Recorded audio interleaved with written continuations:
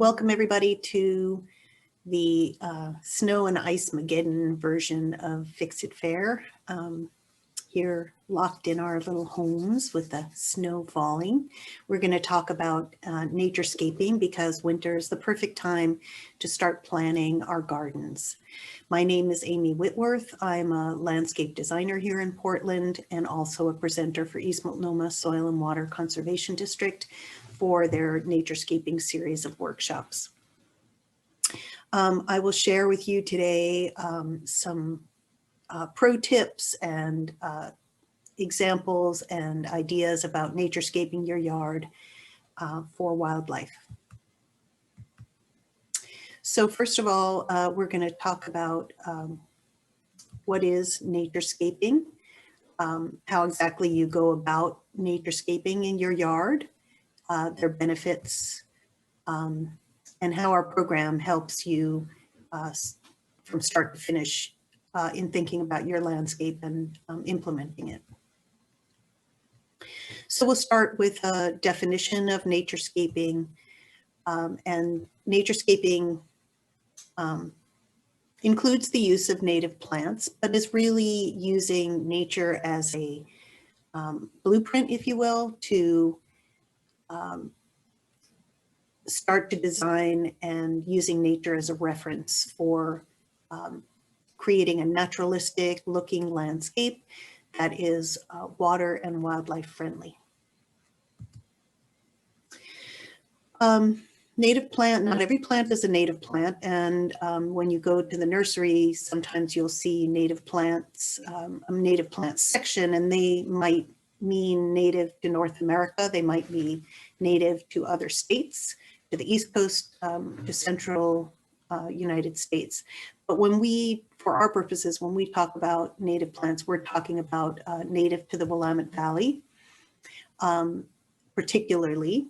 And I also want to draw your attention to the Backyard Habitat Certification Program, which is a great program that East Multnomah supports and is run through Columbia Land Trust and Port Audubon of Portland. And it's a great opportunity to certify your yard and get great resources for naturescaping your yard. They recommend also natives to the Willamette Valley. And the plants that we'll be choosing, our native plants, are adapted to our pretty unusual weather cycle of wet winters and dry summers. Most of the country gets some rain during the summer, other parts of the country, I should say, and but we really get minimal rain in the summer, as you know. Many of our native plants have co-evolved with local insects, and so they are resistant to or tolerant of damage by those pests. That doesn't mean that they don't get damaged or disease, but some of those, we have a lot of introduced pests, and so insects from other places, Asia and Japan and China, introduced pests our native plants are not resistant to. And also many of our soils are fairly clay-like and pretty heavy, and our native plants are adapted to that too, whereas some other plants are a little bit picky about the type of soils that they have, that they want to grow in. And in terms of maintenance, our native plants don't really need much care, and they can survive on their own. However, to fit into the landscape, you want to make sure that your native plants, you've chosen the plant that will grow to, you understand the sizes that the plants will grow. And so that will reduce the amount of trimming that you need to do on plants, and if they're placed properly. Otherwise, you would trim them and maintain them the same as you would any other landscape plant. And as I mentioned, insects have co-evolved with our native plants, and so there are specific pollinators, for example, that whose life cycles coincide with the flowering cycles of our native plants. And so without those native plants, those insects and other pollinators wouldn't survive at all. So it's very, very crucial. for their life cycle. And now let's look at a couple of examples.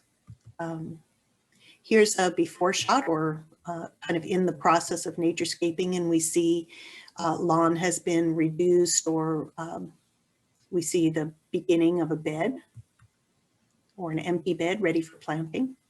And now we see the after shot of a naturescape yard with a seating area and some bird feeders, some plants growing in their wild form. And another example, more of a, not a clean slate, but something has happened here. A pool, an above ground pool was removed. And so we see the remnants of an old landscape. And the homeowners here have taken the opportunity to re-envision their yards completely and take a look from more holistically as to what their goals for their property are and how to achieve those. So we can see that the lawn areas where there was once that pool is now a lawn area, and some of the lawn area has been removed. The old lawn area has been removed and replaced with flowering trees and shrubs and perennials. This is more of the clean slate. Really not much happening here. And after naturescaping, a path has been created, lawn has been removed, and lots of nice layers of flowering plants for birds, butterflies, and pollinators. So how do you do it? Well, the first step is to determine your goals. You want to kind of keep a going list of what it is that you want in your yard. Maybe you want a fire pit. Maybe you certainly want to create wildlife habitat. You want plants for birds, hummingbirds and butterflies. Maybe you need a dining area and place for entertaining, play space. How much lawn do you need? Those types of things would be part of that master list. And then you'll take a toll of what you have existing on your property now. What are the trees and shrubs that are in good shape that you might want to keep and work around, and what is failing and you might want to remove for one reason or another. And the other really key thing here is to only bite off as much as you can chew, so to speak. Don't take on too much at one time, because if you get overwhelmed and open up too much ground, you're going to end up with a lot of weeds. So let's look at some possible goals for naturescaping. The first might be attracting wildlife to your yard. And what that means is really creating the crucial elements for that all wildlife and people life too would need, and that is food, water, shelter, and a place to raise your young. So those are the things that we are trying to provide. Also, I would add to that, and we can see in the top center photograph, the little chicks in their nest waiting for mother to come back and feed them. Without a healthy insect population, birds will not have enough to feed their young. So if we want to create a nice habitat for wildlife to raise their young, we need to welcome insects into our yards as well. And that might mean a little bit of damage to our plants. So I mentioned a water source is really important. We're going to be planting plants that supply nectar, berries, shelter, seeds. All those are important for wildlife.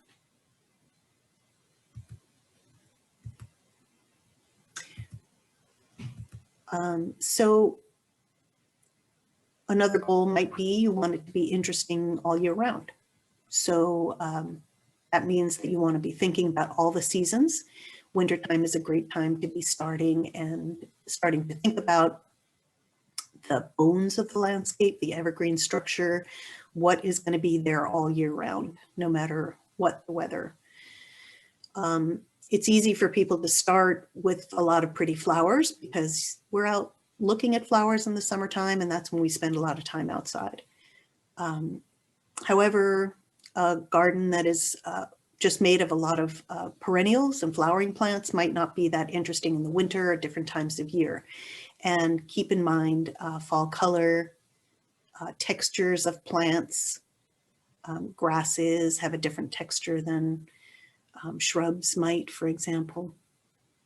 So one little trick for that is to buy a couple of plants every month. Go to the nursery once a month and see what's there. And you'll see what's interesting at that time of year, and you can add that to your landscape. Another goal of yours might be to stop using chemicals, pesticides, and fertilizers. That's certainly an important part of naturescaping, is to keep our water clean and our earth clean. So our native plants don't need those inputs. And so that's another important part of naturescaping. And another goal might be, to reduce soil erosion. And here at the Soil and Water Conservation District, that's something that's very important to us. And also, you know, it's important to keep that relationship between water and soil, keeping our waterways clear of silt and other little erosion aspects that end up in the water. So by naturescaping and adding layers of plants to a hillside, we can help to reduce erosion. And then finding sanctuary not only for wildlife, but also for ourselves. So to create a little getaway, a place to reduce stress. We've learned this year more than ever how important it is to take care of ourselves, both physically and emotionally. And there's no better place to really recharge emotionally than with nature. And you can bring that to your homes. And finally, conserving water is a really important part of why you might choose to naturescape your yard, to reduce the amount of water that you're putting into your yard. So again, native plants don't need a lot of extra water once they're established. So let's take a look for a minute at the typical water use in a Portland home. And that highest bar there is, that's the light green color, is outdoor use. So our highest water use in general, this is the typical household, mostly that has a lot of lawn and maybe has sprinklers or puts out sprinklers and keeps the lawn green, would have the most water use in the summertime. And that's in contrast to our natural rainfall. So the blue graph line is an indication of how much water we naturally get. It rains a lot in the winter months where the line is high. And then in the summertime when the plants are growing and many plants need water, we don't get natural water. And the purple bars are our water use. So they're completely opposite one another. So reducing the amount of lawn goes a long way to reducing the amount of water that is needed to keep that lawn green. So you want to take assessment of the site and what it is that you have. So a good way to do that is to do a little sketch or go to Google Earth or Google Maps and take a little satellite view of your property. So you kind of can take some notes on it and walk around your property and note the locations of things, and including the downspouts that you have. Where's the hose bibs and what windows do you look out of? What do you see out of those windows? Where are the problems? You know, we're acutely aware of the problems in our yards. So make note of that. What's the drainage patterns? Do you have any issues with water in the basement? Where is that coming from? Wind patterns. You know, if you're having a barbecue outside, you don't want the smoke from the barbecue to be blowing in your windows. So what is the predominant direction of the breeze in the summertime? might have it, you know, you can help to control that movement of smoke if you know the direction of travel, or maybe there's a cooling breeze that you want to capture on a patio. Also think about what's outside of your property, like noise from where your neighbors hang out. If they entertain a lot, maybe you don't want your patio right next to their patio. Maybe you want it on the other side of the yard. Where's the sun and shade from outside of your property? You have a big neighbor tree that is casting a lot of shade. Where's the most sun if you're looking for a place to grow your vegetables?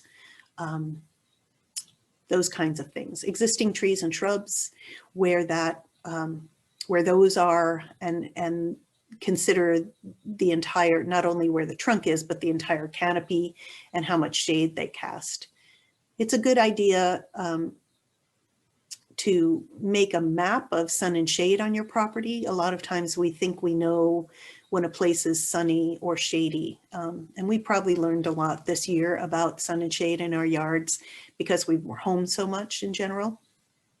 So of course, the sun is in a very different pattern right now than it will be in the middle of summer. So, but knowing when it is, where the sun is in the winter and when there's little sun is just as important as when the sun is highest in the sky in the summertime. So maybe 4 times a year, you'll do a little map of sun and shade and just note how the sun moves through the property and how the shade changes.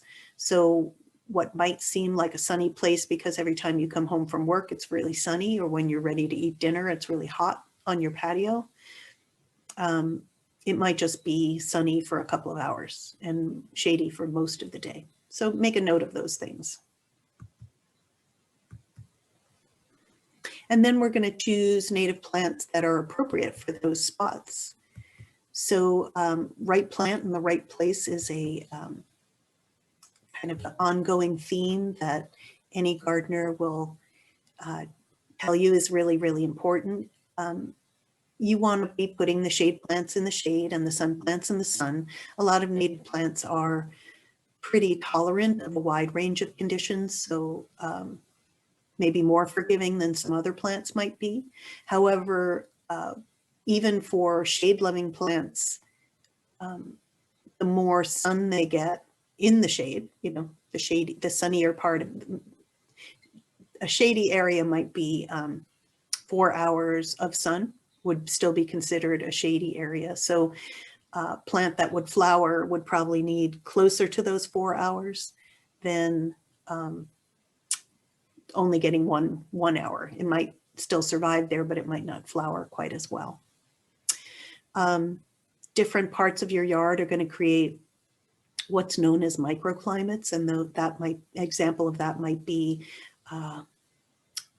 south-facing wall of your house that reflects some heat back, so it's going to be a very warm spot, and plants that like it really hot can live there. And on the other side of the coin is maybe the north side of a fence, where right at the base of the fence it really never gets sun, even in the high summer. A foot away from the fence will still be kind of shady. So those are examples of microclimates, or a low spot in your yard that never really seems to dry out. Even in the summer, it's kind of moist, would be another type of a microclimate.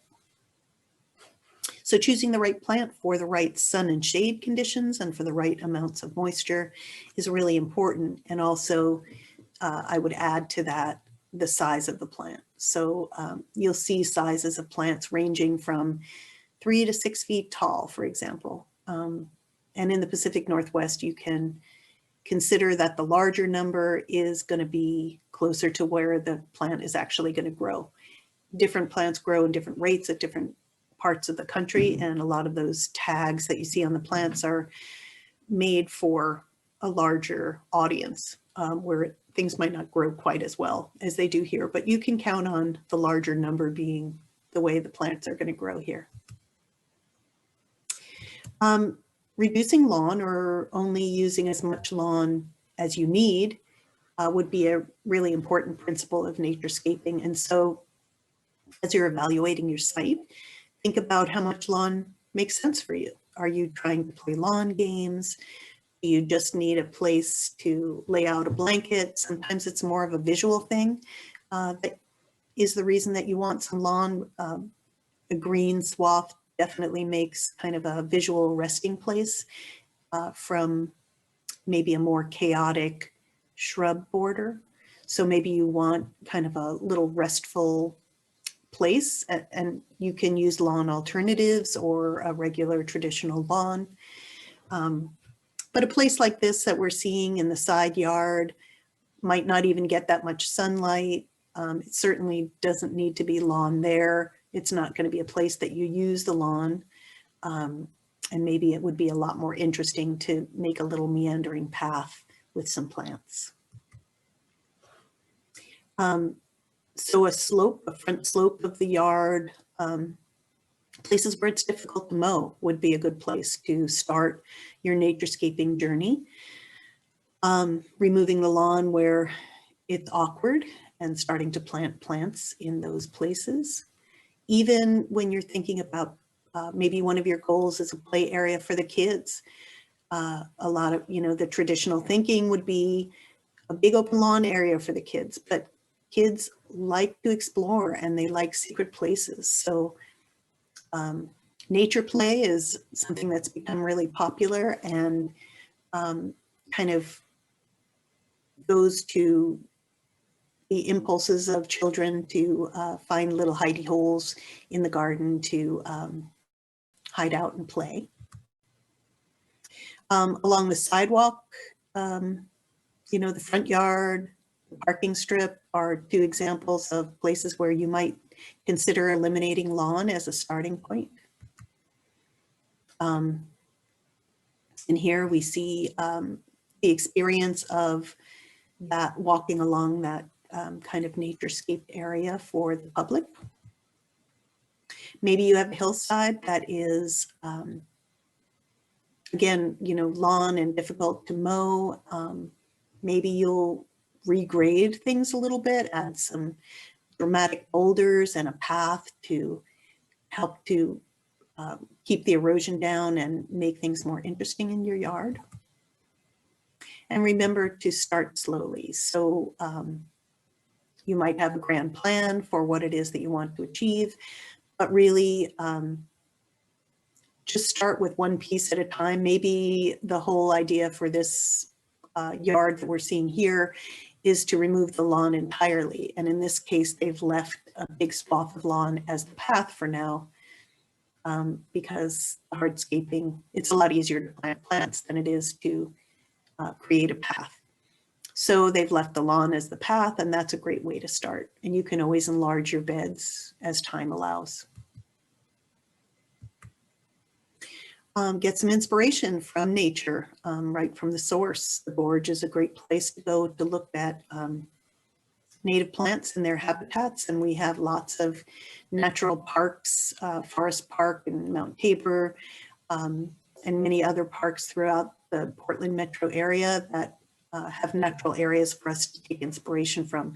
Notice how plants are grouped naturally together, and take a picture so you can find out what those plants are if you have a similar type of situation at your home, and try to reproduce some of those plant combinations. A great source to look at is the Portland plant list. You can Google that online, and it's a great resource that's put out by the city of Portland and lists native plants by their habitat type. So forested slope, for example, or open grasslands, or wetland area would be all examples of how you might find plants categorized. And under those listings, you'll find the plants that you'll always find in those situations, and then plants that you sometimes find, and then plants you rarely find, but occasionally find. So that's a great resource to check in with and to use as a guide as you're trying to choose plants for your yard. And now compare that, those natural areas to your property, and what's the similarity. Like if you have a flat yard, maybe you want to look at what an open area would be in a natural space? Is it maybe a lot more like a meadow and sunny plants along the edges, something like that? You know, typically human landscape has fewer trees and bushes than wild natural area would have, fewer beneficial plants for wildlife, less habitat. You know, a lot of those very pruned trees and shrubs are so dense that birds can't really fly into them very well. So whereas a natural form shrub provides a lot of cover for wildlife. And we, of course, on our properties, we also have a lot of impervious surface, starting with our house that doesn't allow water to percolate into the ground, the driveway, things like that. So we want to create places for, if we can keep our stormwater on site, then we're also mimicking the natural cycle of water.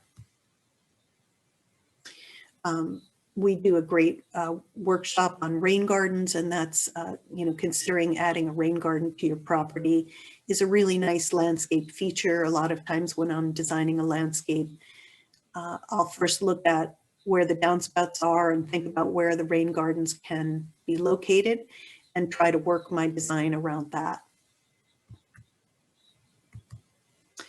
You know, any pollutants that are used on our property, chemicals, fertilizers, herbicides, pesticides, will end up washing off of our property and flow into our local lakes and streams, including soil, the sediment from erosion, and things like cleaning, washing our car in the street, pet waste, drippings from our car.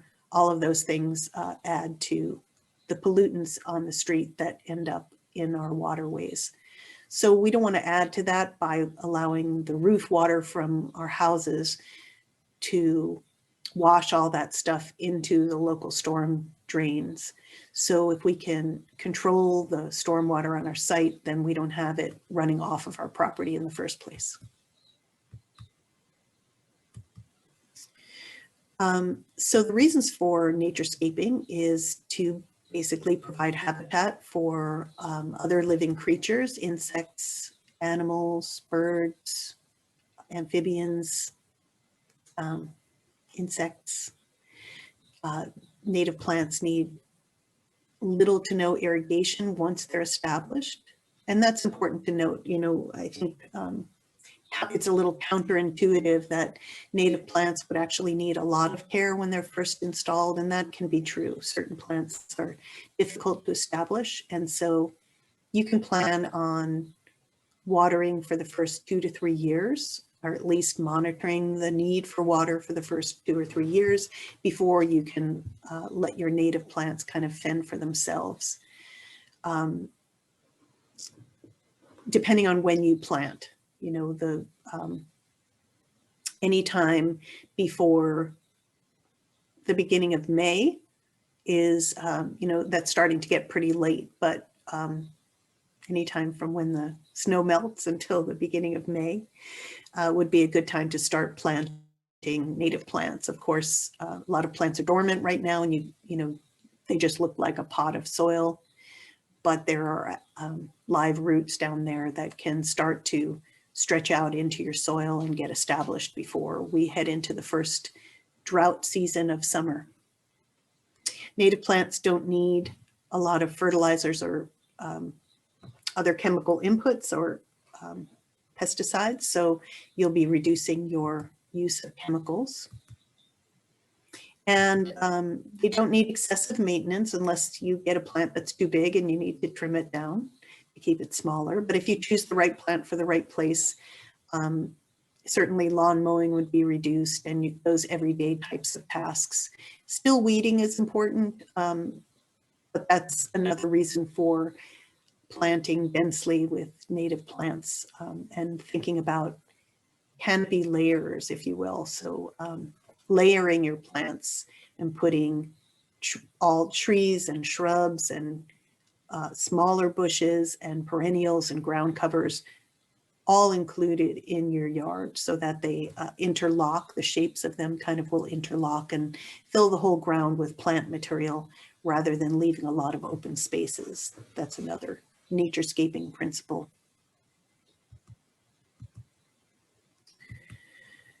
So basically, naturescaping makes life easy for you and serves wildlife as well. Lower maintenance and good for the soil and the water. Food and habitat from native plants. And I want to invite you to attend one of our naturescaping workshops that are always free through East Multnomah Soil and Water Conservation District. All our classes are now held virtually, and so we have many 2-hour classes and a number of 4-hour classes. The Naturescaping Workshop is a 4-hour class, and we have handouts available online that you can download that would have the information for naturescaping your yard.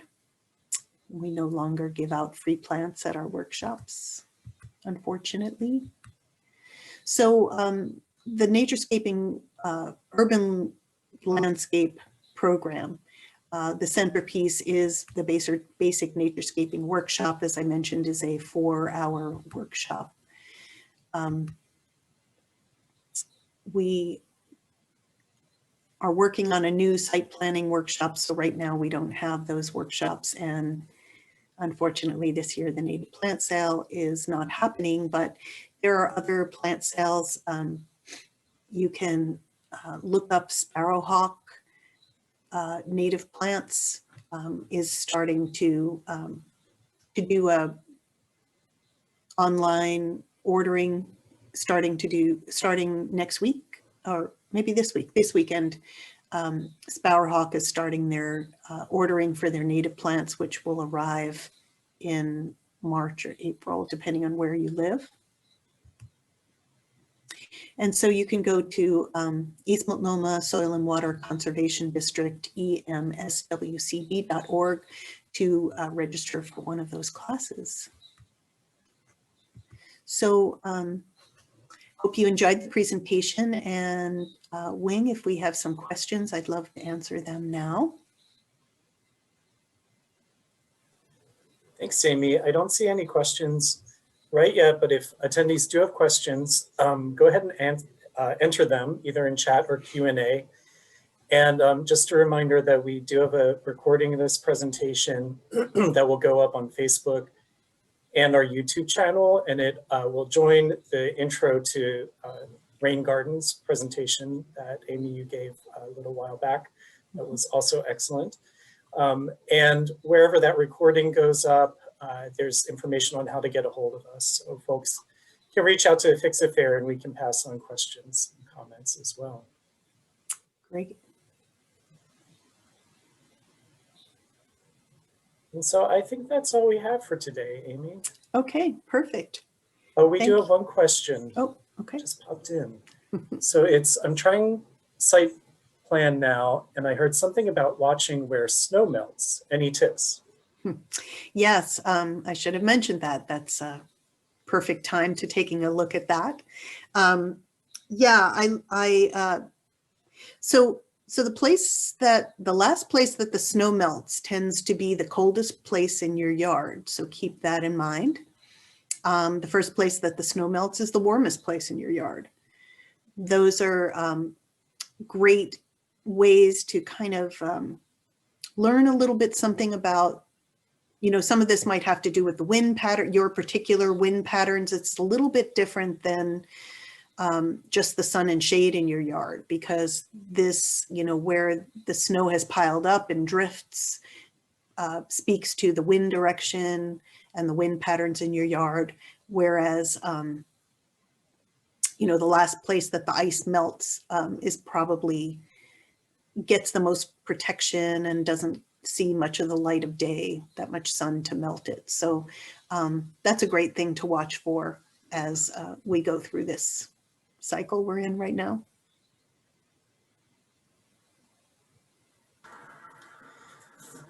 Thanks, Amy. And there's a question about if you provide landscape design services and how you can be contacted. Sure. We, on the East Multnomah website, there's a tab for in your yard, and there's a conservation directory there where you'll find designers, installers, arborists, whatever kind of help that you might need, suppliers for, soil products and whatever. That you can access. My business is Planet Earth Design, plan-it Earth Design, and I have my own website as well. But there are many designers and others that can help you that you can find on the website. And also backyardhabitats.org is another place where you'll find my listing as well as other designers and landscape people that can help you with your project.